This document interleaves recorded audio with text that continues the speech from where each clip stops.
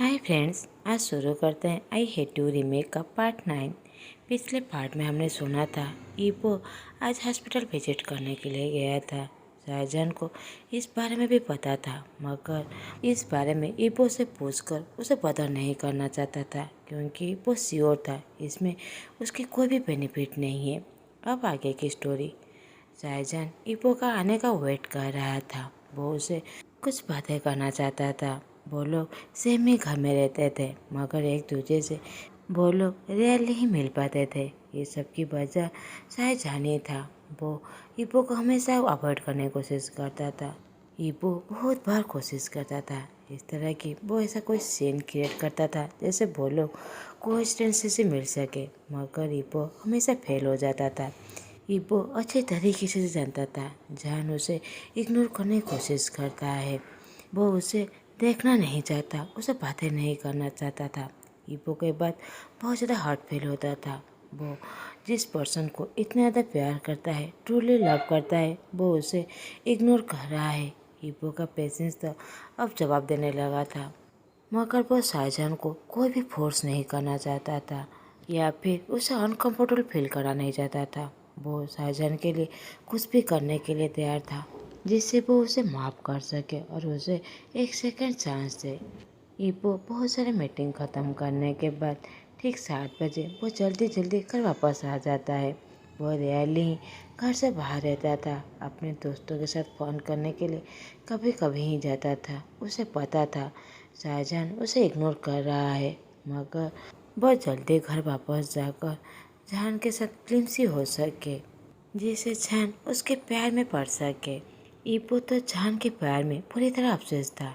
ईपो मुस्कुराते हुए वो घर की तरफ जाने लगता है। आज उसका मूड पूरी तरह ठीक था। वो तो जैसे ही घर पर पहुंचता है वो पूरी तरह सरप्राइज था। जहान जो लिविंग रूम में बैठा हुआ था, उसे तो ये बात याद भी नहीं है कि वो लास्ट टाइम जहान को कब इस तरह बैठे हुए देखा था। जहान इस तरह लग रहा था जैसे ये कोई विजिट करने के लिए आया है। वो उससे क्या खुद का घर था, मगर जहान तो कभी कभी ही ईबो के सामने आता था। ईबो बहुत ज़्यादा खुश हो जाता है, जिससे वो इतना ज़्यादा प्यार करता है। वो उसके सामने खड़ा हुआ है। ईबो जहान के पास बैठकर उसे अप्रोच करने लगता है। वो तो बड़ी जोर से मुस्कुराया था जैसे वो कोई इडियट है। जहान अपना साथ हिलाते हुए मन में सोचने लगता है, लोगों ने ठीक ही कहा है, जब कोई प्यार में पड़ जाता है वो पूरी तरह स्टूपिड हो जाता है। ईबो तो अपना जैकेट फेंककर जहान के पास बैठकर उसके अपने करीब खींचकर उसे गला लगा लेता है। जहान ने तो ऐसा कभी भी एक्सपेक्ट नहीं किया था ईबो उस तरह उसे सडनली गला लगा लेगा। ईबो कहता है, I missed you Shah Jahan, I am sorry, मैं तुम्हें इस तरह गले लगा रहा हूँ, मगर मैं अपने आप को कंट्रोल नहीं कर सकता। वो जहान को टाइटली गला लगा लेता है। जहान ईबो को पुश करना चाहता था, उसे वार्निंग देना चाहता था। वो इस तरह उसे इजीली टच नहीं कर सकता था, मगर वो ईबो की बातें सुनकर पूरी तरह शांत हो जाता है। उसके दिल में भी इचिंग होने लगता है। वो डिसाइड करता है कि ईबो को कुछ भी ना कहे, उसे इस तरह रहने दे। कुछ देर बाद जहान जैसे ही देखता है कि वो अभी भी उसे गले लगाया हुआ है, तो वो कहता है, तुम्हारा हो गया इस तरह गले लगाना, अब थोड़ा सा दूर रहो। मैं तुम्हारा कितनी देर से वेट कर रहा हूँ। हम लोग कुछ बातें करेंगे जो बहुत ज़्यादा इम्पोर्टेंट है। ईपो तो थोड़ा सा डिसअपॉइंट हो जाता है। उसने एक्सपेक्ट किया था कि जहान भी उसे रिटर्न में गले लगाएगा और उसे मिस कर रहा है ये बात भी कहेगा, मगर अभी भी जैन वैसा ही है। तो ईपो उसे छोड़ देता है और अपने सैडनेस को अपने मुस्कान के पीछे छुपाने लगता है। ईपो कहता है, श्योर, तुम थोड़ा सा वेट करो, मैं अभी फ्रेश होकर आता हूँ, फिर हम लोग बातें करेंगे। जहान कहता है, उसकी कोई भी ज़रूरत नहीं है, वो बस 1 मिनट में ख़त्म हो जाएगा, मेरी बात सुन लो, फिर मैं चला जाऊँगा। वो सर हिलाते हुए वहीं पर बैठ जाता है। वो बहुत ज़्यादा नर्वस था कि जहान उसे क्या कहने वाला है। जहान कहता है, मैं तुम्हें शॉर्टली कह देता हूँ, मेरे और तुम्हारे पेरेंट्स अभी अगले हफ्ते ही रिटर्न होने वाले हैं। मैं अभी उन्हें प्रेगनेंट की बातें छुपा नहीं सकता। मेरे पेरेंट्स को मैंने नहीं कहा है कि मेरी बेबी की ऑलरेडी डेथ हो चुका है। वो लोग वरीड होंगे। अब मेरे यहाँ रहने का कोई भी रीज़न भी नहीं है। मेरे पेरेंट्स के आने के बाद हम लोग डिवोर्स ले लेंगे।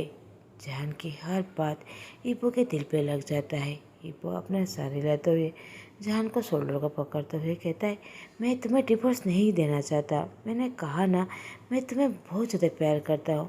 मुझे पता है मैंने जो भी किया गलत किया, मगर मैं अभी वेट कर रहा हूँ ना, जैसे तुम मुझे माफ़ कर सको। प्लीज़ मुझे डिवोर्स नहीं देना है तुम्हें। मैं तुम्हें डिवोर्स नहीं देने वाला। मैं तुम्हें कभी भी इस बात की अलाउ नहीं दूंगा कि तुम मुझे छोड़कर चले जाओ। जहाँ ने तो यही एक्सपेक्ट किया था, इब्बो यही आंसर देने वाला है, मगर उसने ऑलरेडी ये डिसाइड कर चुका था। उसका यहाँ पर रहने का कोई भी रीज़न नहीं है। उसकी बेबी ऑलरेडी डेथ हो चुका है और वो पर्सन जिसने उसकी बेबी को मार डाला, उससे वो बहुत ज़्यादा नफरत करता है। उसे तो वो कभी भी माफ़ नहीं करने वाला। जैन कहता है, मैंने ऑलरेडी डिसाइड कर चुका हूँ, मैं तुम्हें डिवोर्स देना चाहता हूँ। मैं उसी दिन ही, जिस दिन में हमारे पेरेंट्स आएंगे, मैं उस दिन तुम्हें डिवोर्स पेपर दे दूँगा। मुझे तुमसे कुछ भी नहीं चाहिए। जिस तरह मैं आया था उसी तरह ही चला जाऊँगा। मैं तुम्हें प्यार नहीं करता। जहान जो सारी बातें कामली कह रहा था, मगर ईपो ने तो अपनी होश आवाज़ खो बैठा था। वो जहान के शोल्डर को और टाइटली पकड़ लेता है, जिसकी वजह से जहान को बहुत ज़्यादा दर्द होता है। ईपो कहता है, मैंने कहा ना, तुम मुझे छोड़कर कहीं भी नहीं जाने वाले। मैं उसकी परमिशन नहीं दूंगा, नहीं तो मैं तुम्हें लॉक करके रख लूँगा। तुम बस मुझे बिलोंग करते हो। मैं तुम्हें कभी भी नहीं छोड़ने वाला। तुम मेरे साथ पूरे लाइफ रहने वाले हो। ईपो वो पता चिल्लाते हुए कह रहा था। जहान को तो दर्द के वजह से उसके आंखों में आंसू आ जाता है। जहान ने तो ऐसा कभी भी एक्सपेक्ट नहीं किया था। ईपो उसके लिए इतना ज़्यादा पॉजिटिव है।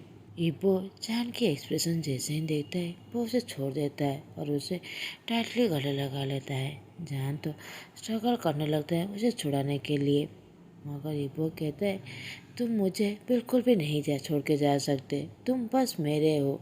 इसीलिए ये डिवोर्स की बातें दोबारा मत कहना। मैं तुम्हें कहीं पर भी नहीं छोड़ने वाला। ईपो डर के वजह से उसकी पूरी बॉडी बहुत ज़्यादा ट्रेम्बलिंग कर रहा था। अब ईपो जान से थोड़ा सा दूर होता है और जान के फेस को पकड़ते हुए अपने फेस के करीब लाकर उसके किस करने ही वाला था कि जान की आंखें बड़ी बड़ी हो जाता है।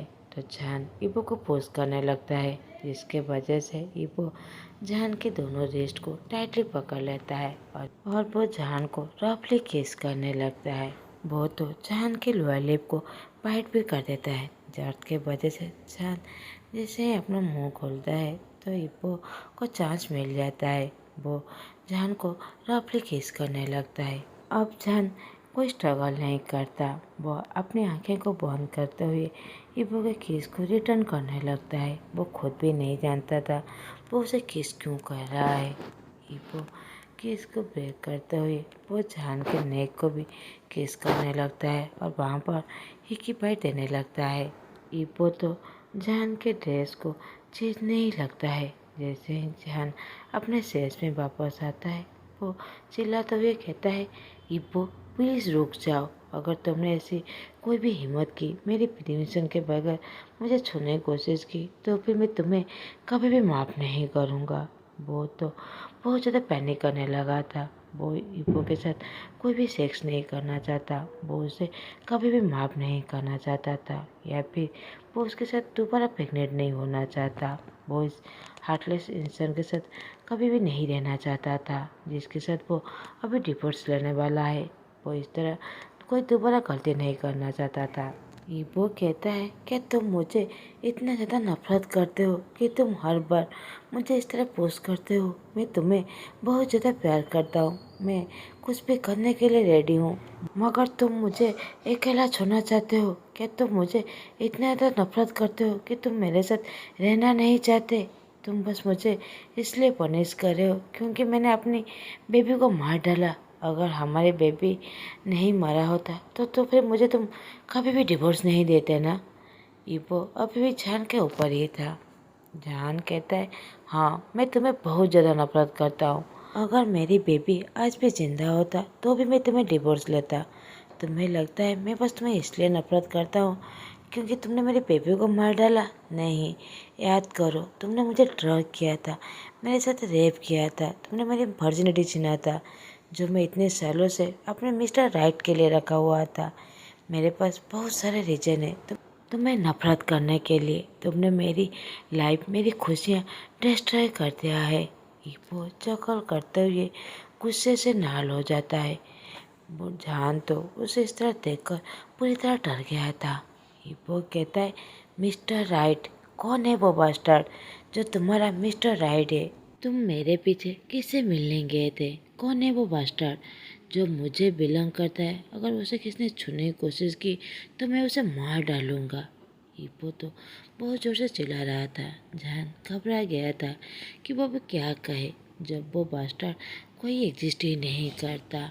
जान तो पूरी तरह शॉक हो जाता है ईपो की ऐसी पॉजिटिव और जेलसी आँख देखकर। वो याद करने लगता है कि वो मैंग के लिए वैसे ही सेम एक्ट करता है, मगर जहाँ तक उसे याद है वो मैंग के लिए ऐसा कभी भी नहीं किया। जान ईपो को थोड़ा सा पोज करके उसे बिठाकर ग्लेयर देते हुए कहता है, बास्टर्ड। मगर ईपो तो बस यही वेट कर रहा था उसका नाम सुनने के लिए, मगर जान क्या कहे कुछ भी समझ नहीं पा रहा था और अपने मन में कहता है, कोई भी नहीं है, वो बास्टर्ड जिसका नाम मेंशन करे हो वो तुम ही हो। मगर वो इबो को कुछ भी नहीं कहता। वो शांत रहना ही चूज करता है क्योंकि वो इबो के साथ कोई भी आर्गू नहीं करना चाहता था। वो पूरी तरह ड्रेसअप था वो अपने दोस्तों से मिलने जाने के लिए, मगर अभी वो पूरी तरह शर्टलेस है। इबो ने उसकी ड्रेस को जो चीर दिया था, लकीली इबो ने कोई उसका एडवांटेज नहीं लिया। जान ने उसे रोक लिया था। जान को अच्छी तरीके से पता था अभी राइट टाइम नहीं है डिवोर्स के बारे में बातें करने के लिए, क्योंकि उसकी बॉडी में बहुत ज़्यादा इंजरीज हो गया था। इबो कहता है, थोड़ा सा इंतज़ार करो, मैं तुम्हारी जो घाव है उसे क्लीन कर देता हूँ। आई एम सॉरी, मैं अपने आप को कंट्रोल नहीं कर सकता, मैंने तुम्हें हर्ट कर लिया। आई प्रोमिस मैं दोबारा ऐसा नहीं करूँगा। और वो पास्टर किट लाने ही वाला था कि जान कहता है, उसकी कोई ज़रूरत नहीं, ये कोई बड़ी बात नहीं है, बस छोटा सा ही है। मैं मैन हूँ, कोई वीक पर्सन नहीं हूँ और मुझे आज एक अपॉइंटमेंट है। मेरा थोड़ा सा लेट हो जाएगा, इसलिए मैं रात को बाहर रहूँगा। वो कह तो देता है, मगर वो इब्बो के एक्सप्रेस देखकर वो पूरी तरह शॉक हो जाता है। उसने इस तरह इब्बो के सामने क्यों कहा? इब्बो कहता है, तुम कहाँ जाने वाले हो? किससे मिलने वाले हो? जान अपने आंखें दिखाते हुए कहता है, मैं इस बारे में तुम्हें क्यों बताऊं? इब्बो कहता है, क्योंकि मैं तुम्हारा हस्बैंड हूँ। जान अपनी आंखें को रोल करते हुए कहता है, मेरे पास टाइम नहीं है तुमसे बातें करने के लिए, मैं ऑलरेडी लेट हो चुका हूँ। ये कहकर वो ड्रेस चेंज करने के लिए अपने रूम की तरफ जाने लगता है, मगर इब्बो उसे एक बोरी बस्ते की तरह अपने शोल्डर में उठाते हुए उसके रूम में ले जाता है और रूम में लेकर वो उसके रूम में लॉक कर देता है और बाहर से चिल्लाते हुए कहता है, तुम किसी से भी मिलने नहीं जाने वाले, तुम मेरे परमिशन के बगैर घर से बाहर नहीं जा सकते। जहान तो पूरी तरह सरप्राइज था जब उसे रियलाइज होता है कि एक बंदे की तरह इबो ने उसे लॉक कर दिया है। ये बहुत ज़्यादा हो गया। इबो एक छोटे बच्चे की तरह उसे इस तरह मॉनिटर नहीं कर सकता। जहान चिल्लाते हुए कहता है, वहाँ गिबो, जल्दी से डोर खोलो, नहीं तो। उसे समझ में आ गया था कि वो तो डोर ओपन नहीं करने वाला है। वो बहुत ज़्यादा अनोइंग फील करने लगता है क्योंकि उसे दोस्तों के पास जाना था। वो उन लोगों को इन्फॉर्म भी नहीं कर सकता था क्योंकि वो अपना फ़ोन लिविंग रूम में छोड़ कर ही आ गया था।